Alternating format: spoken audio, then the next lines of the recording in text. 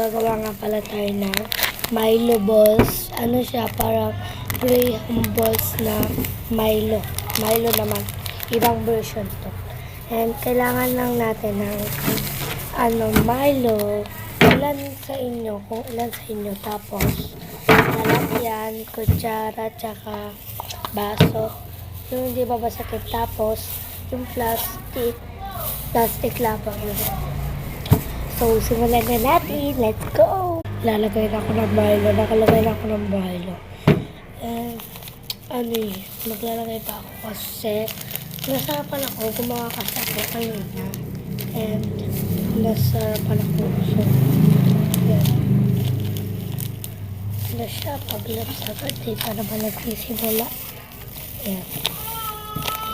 Sabi. Wait lang guys.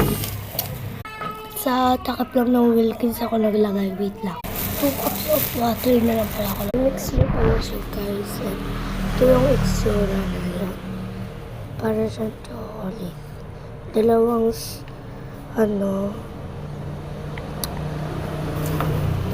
lang siya ng tubig.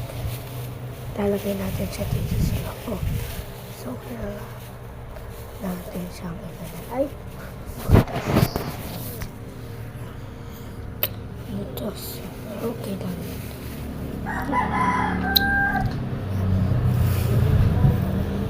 Wait lang guys.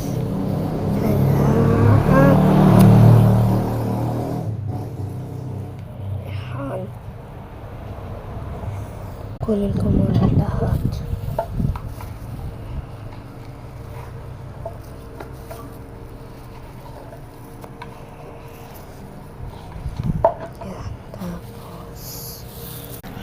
Nalagay ko na dito guys sa plastic labo. Ay, the moment of truth. Nalagay ko na siya sa plastic. The moment of truth. Ano na natin?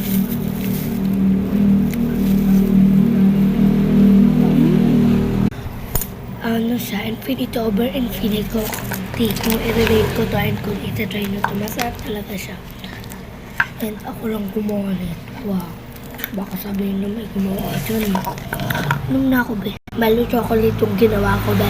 Try na natin.